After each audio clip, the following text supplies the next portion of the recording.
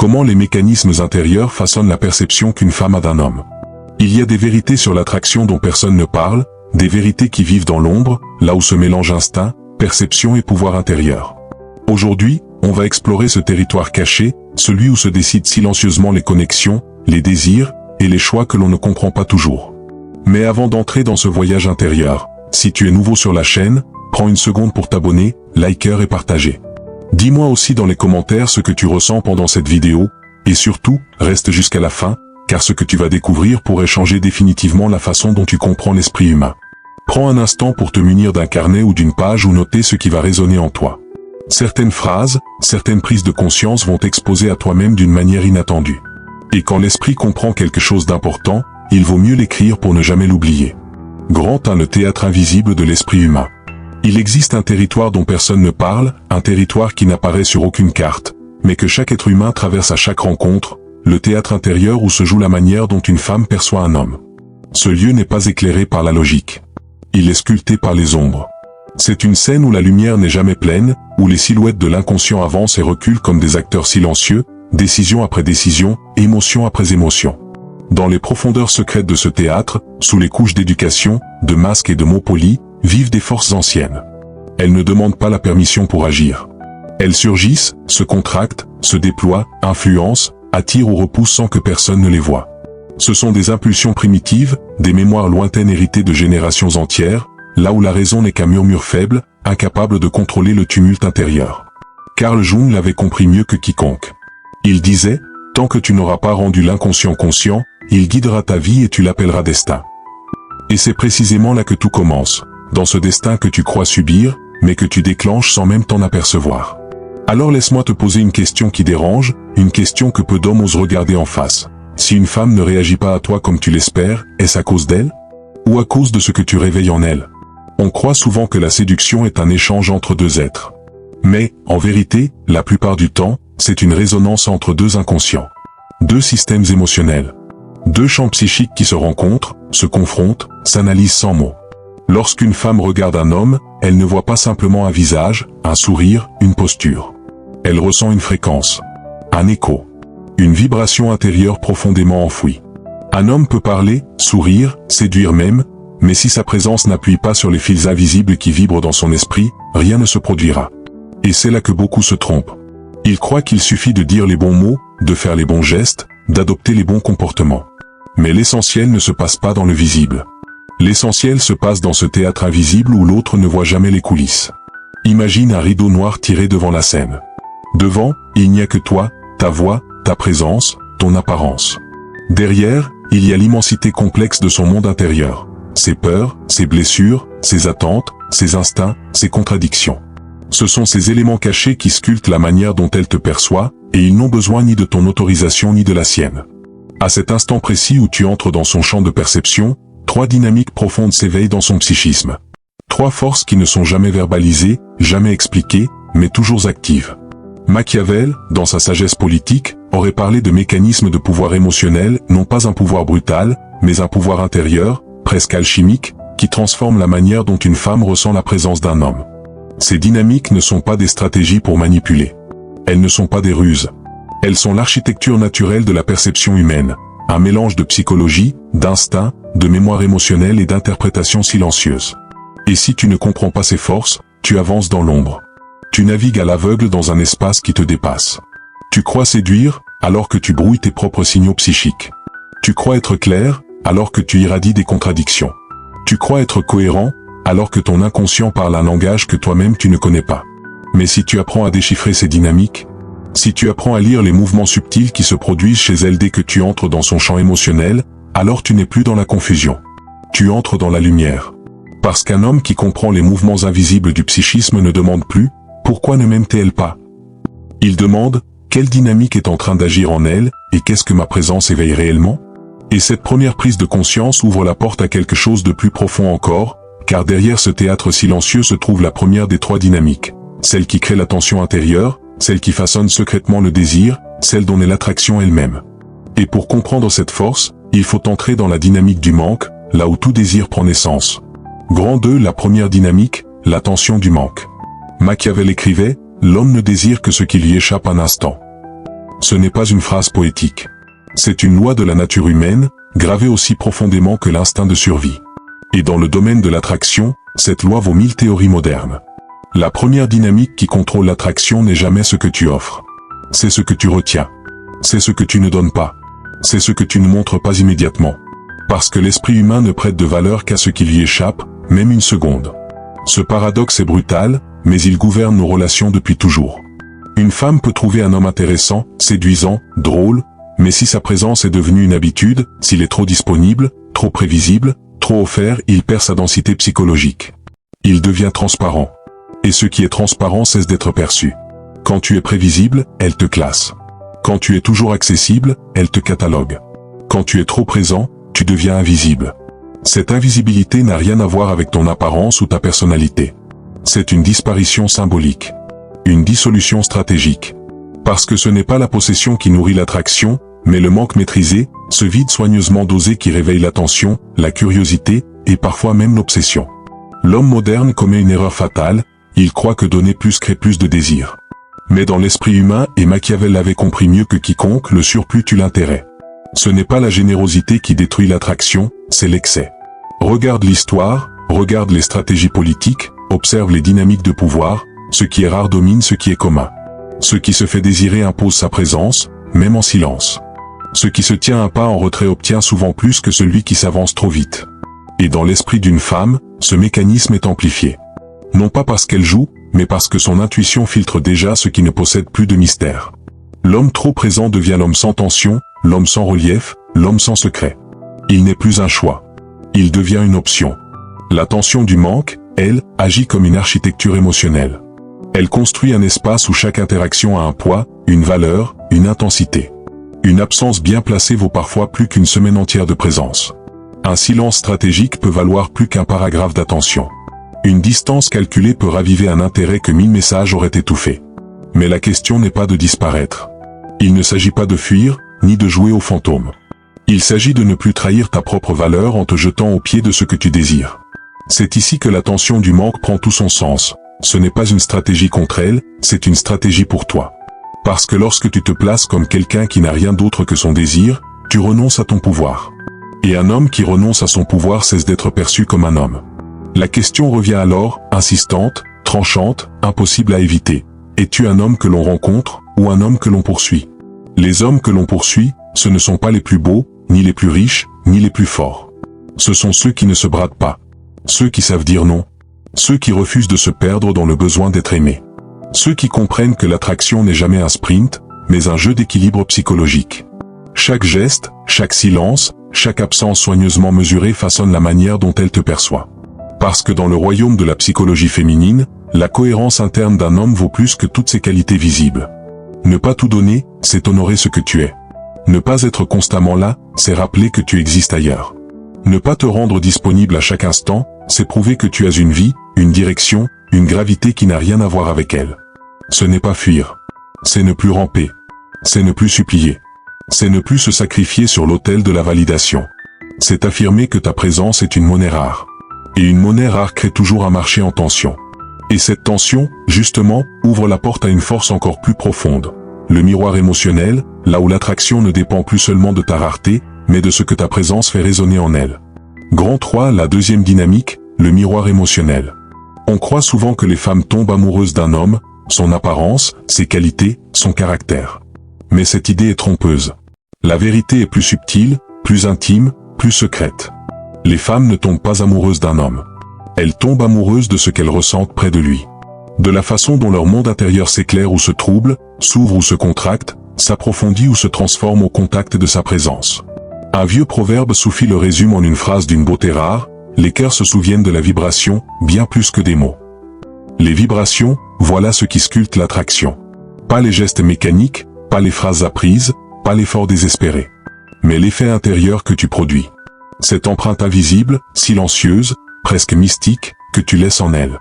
Tu peux lui parler pendant des heures, lui envoyer des messages, lui faire des compliments, mais si son monde intérieur reste immobile, si aucune vague ne se lève dans son cœur, si rien en elle ne se déplace, elle ne s'accrochera pas à toi. L'attraction n'est pas un acte, c'est une réaction émotionnelle. Alors pose-toi des questions que très peu d'hommes osent affronter. Que ressent-elle réellement quand elle te regarde? Quel mouvement intérieur déclenches-tu en elle? L'as-tu déjà observé vraiment? L'as-tu déjà vu respirer plus lentement quand tu parles? L'as-tu déjà senti hésiter entre te fuir et s'approcher? L'as-tu déjà perçue silencieuse, non pas parce qu'elle manque de mots, mais parce qu'elle manque de repères face à l'énergie que tu dégages? Car tout part de là, de l'émotion que tu fais naître. Peut-être qu'en ta présence, elle ressent une paix qu'elle n'avait pas prévue. Une forme d'apaisement rare, précieux, presque sacré, comme si ton existence lui rappelait une vérité qu'elle avait oubliée.